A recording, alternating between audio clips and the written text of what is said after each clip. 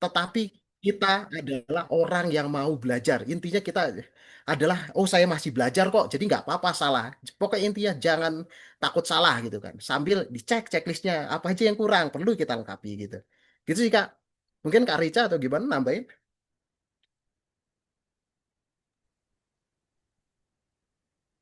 Oke, terima kasih Pak Edi.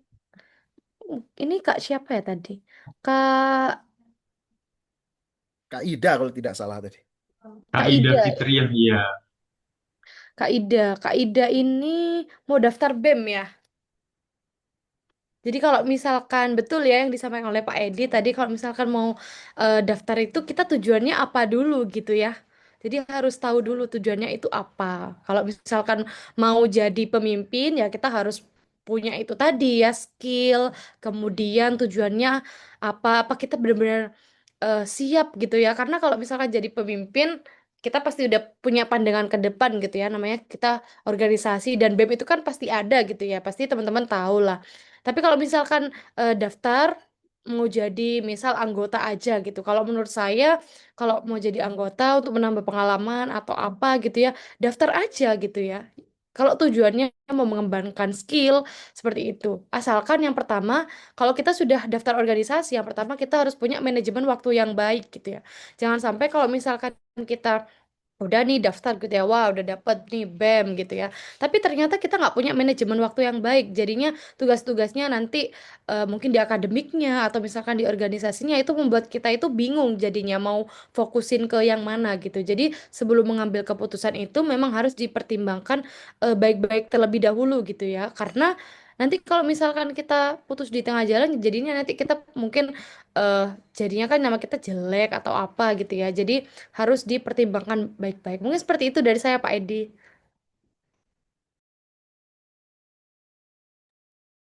Oke, semoga jawaban dari Kak Rica dan juga Kak Edi ini bisa menjawab pertanyaan nih dari Kak Ida Fitriah ya.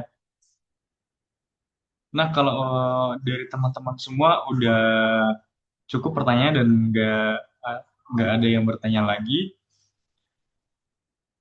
mungkin kita langsung ke closing aja ya untuk Q&A-nya ya.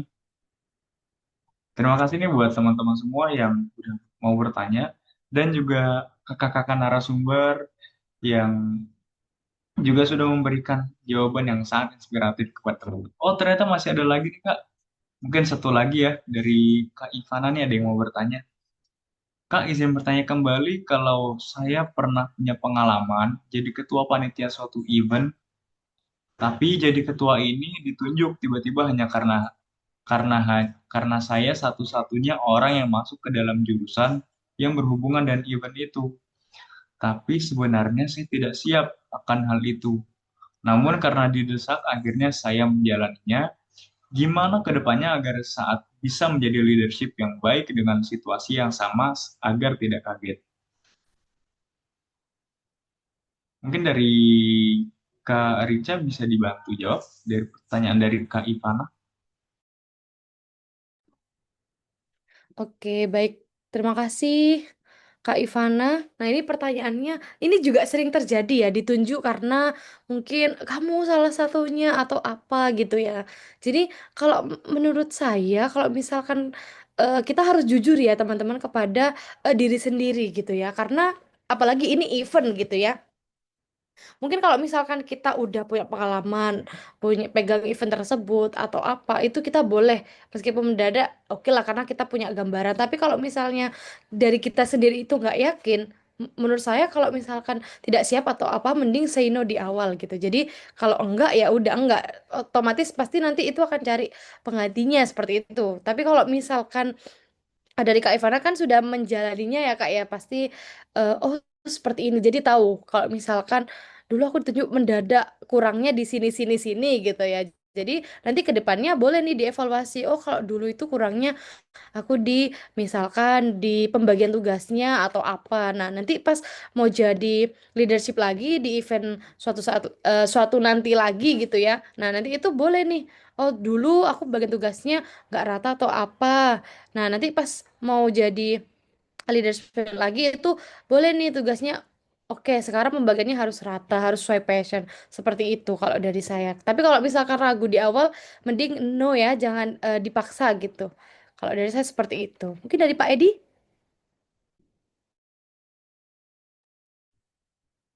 Baik, terima kasih. Sedikit menambahkan bahwasanya mengenai gimana ke depannya agar saat bisa menjadi leadership yang baik dengan situasi yang sama agar tidak kaget. Ini berarti kan untuk yang tadi sebelumnya juga udah disampaikan jelas oleh Kak Rican ya, saya menambahkan di bagian ininya. Bagaimana kalau kita nggak, berarti kalau saya lihat-lihat ini Kak Ipana ada keinginan gitu kan, suka ini menjadi pemimpin ini. Tapi jangan kaget-kaget, jangan mengagetkan gini dong gitu kan. Misalkan jauh-jauh hari kayak gitu kan, bukan misalkan acara 17 Agustus mengabarinnya biasanya kan 1 bulan sebelumnya. Nah ini adalah tanggal 9 ini baru dikabarin kamu jadi ketua ya, ini nggak bisa gitu kan. Nah, yang pertama yang perlu kita apresiasi bahwa sisi positifnya dari KI Pana itu sudah punya personal branding ya kan. Personal branding dipercaya orang itu tidak mudah loh. Jadi kan mendapatkan kepercayaan itu tadi yang saya slide yang saya sampaikan, mendapatkan kepercayaan. Ini sudah punya poin plusnya. Nah, harapan saya kok dipercaya seperti itu, ya selama kita eh, mampu dan tidak berbenturan dengan agenda lain, selama itu bisa mengembangkan potensi diri kita, ya baiknya diambil. Tapi kalau terlalu ragu nggak diambil nggak apa-apa. Tapi kok tipsnya untuk biar nggak kagetan bagaimana? Nah, sebenarnya di dalam kepemimpinan itu, sebenarnya pemimpin itu bukan orang yang serba tahu di dalamnya, gitu kan. Nah, ini kata-katanya gini, kalau anggota anggota nih perbedaan anggota sama pemimpin. Pemimpin ini tahu sedikit tentang banyak.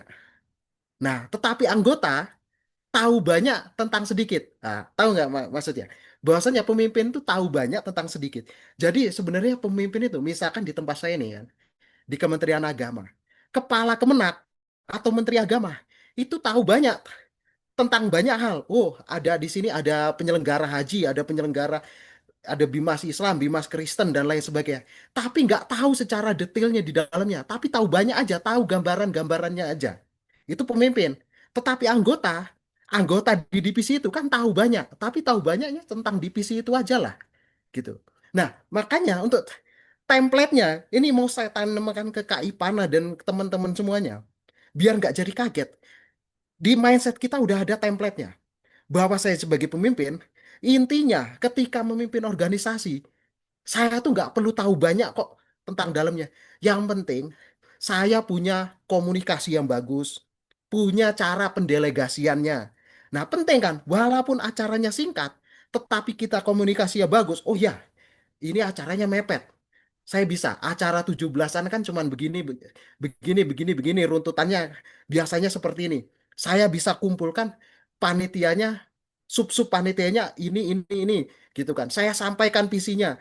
Kalau sampaikan visi tersebut kan biasanya kan anggota juga kan ragu. Oh, ini kan acaranya cuman tinggal berapa hari lagi gitu kan. Tinggal 2 minggu ini kan. Emang bisa. Nah, itulah peran kita sebagai motivator. Bisa kok. Dengan cara seperti ini. Kita harus berbasis timeline gitu kan. Jadi mindset kita emang benar kata Kak Rica. Harus ada agenda-agenda, harus timeline, harus dibiasakan.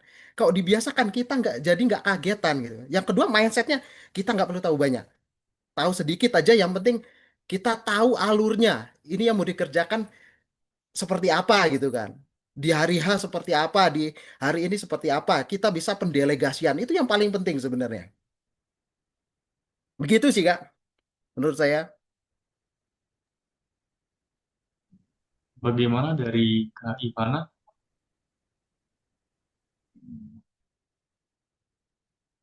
Oke, terima kasih banyak kakak atas jawabannya. Berarti udah jawab dengan jelas ya untuk Kak Ivana atas pertanyaannya. Oke, kalau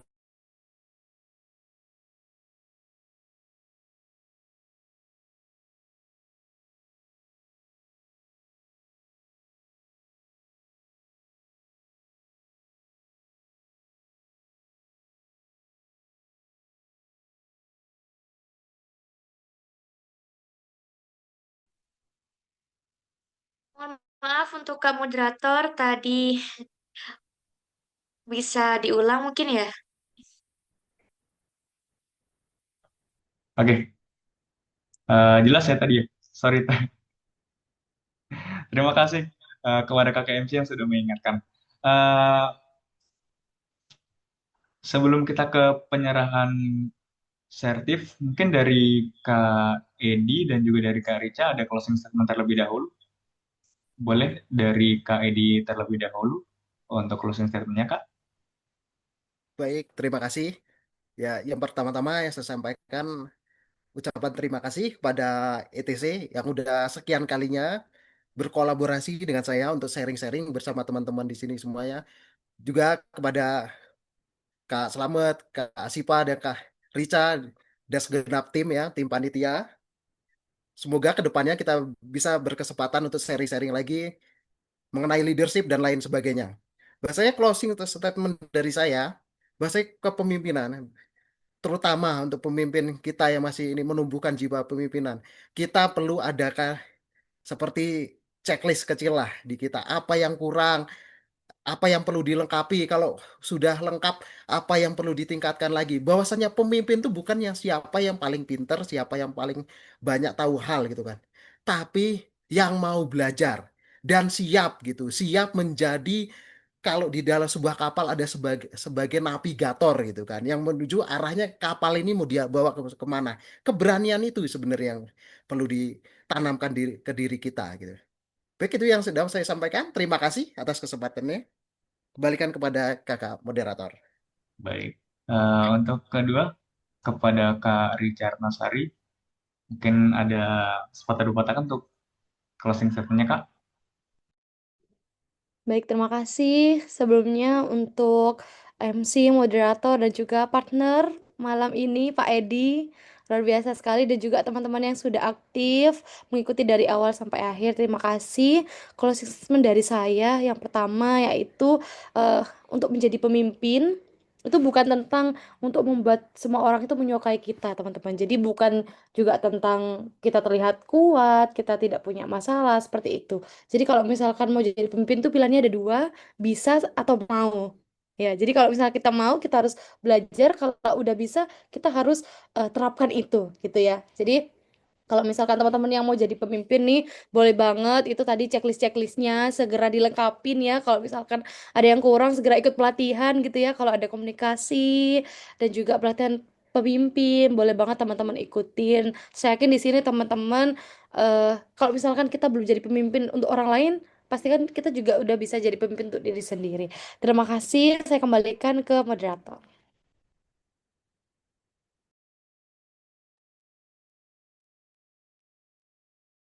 Baik, terima kasih kepada kakak-kakak narasumber yang hebat. Terima kasih juga kepada Kak Edi Purwandoko dan juga Kak Richard Nasari yang sudah mau berbagi kisah dan juga pemaparan materi yang sangat inspiratif, yang tentunya juga insightful nih buat kita semua yang ada di sini. Selanjutnya kita akan lanjut ke sesi penyerahan sertifikat sebagai bentuk terima kasih dari kami kepada Kak Edi Purwandoko dan juga Kak Richard Tasari sudah mau berbagi ilmu dan pengalamannya kepada kita semua. Mungkin boleh dibantu untuk operator.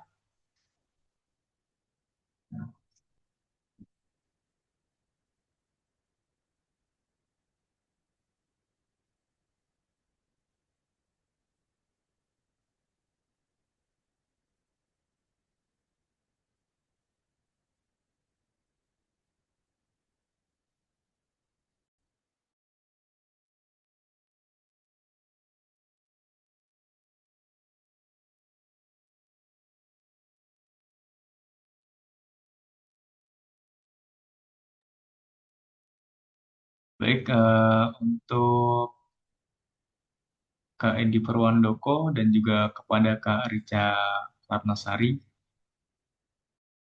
Hmm.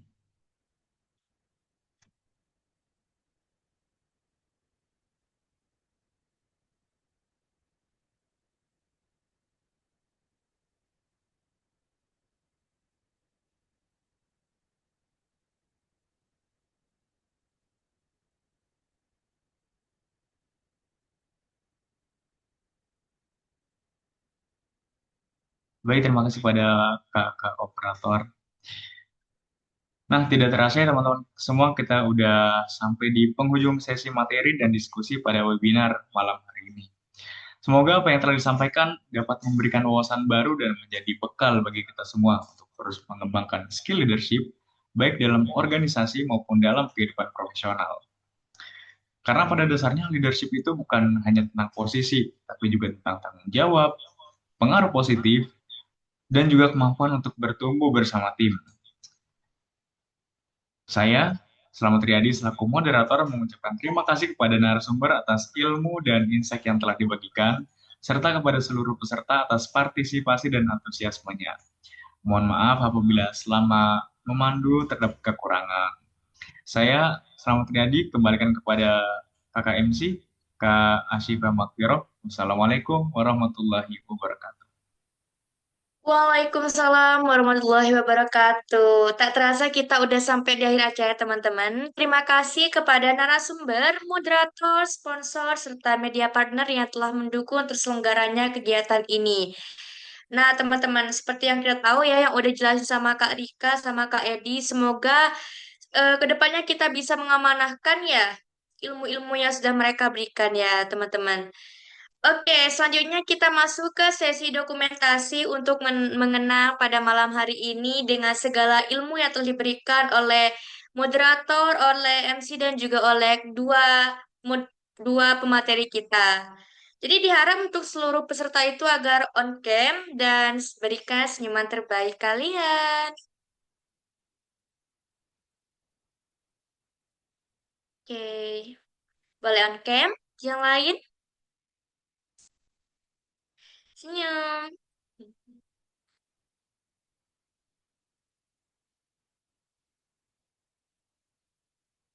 Aku hitung ya, maaf ini aku fotonya pakai HP ku.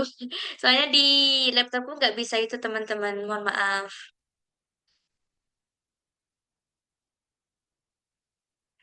Oke, aku hitung ya. Satu, dua, tiga. Satu lagi, dua lagi. Satu, dua, tiga. Satu lagi teman-teman. Satu, dua, tiga. Baik, terima kasih semuanya. Terima kasih untuk kakak moderator, kakak pemateri, dan operator juga, dan seluruh peserta yang sudah join pada malam hari ini. Kalian hebat teman-teman, karena di sini gak ada yang terawih atau gimana ya. Soalnya tadi kan startnya itu jam 7 ya teman-teman. Kebetulan saya lagi haid, jadi itu saya tidak puasa dan juga tidak taraweh. Nah, dan jangan lupa untuk seluruh peserta itu agar mengisi link presensi akan diberikan oleh operator di kolom chat ya teman-teman. Baik, akhir kata saya selaku MC mohon maaf apabila terdapat kekurangan dalam mandu acara. Semoga ilmu yang kita dapatkan di malam Ramadan ini membawa manfaat dan keberkahan. Wassalamualaikum warahmatullahi wabarakatuh.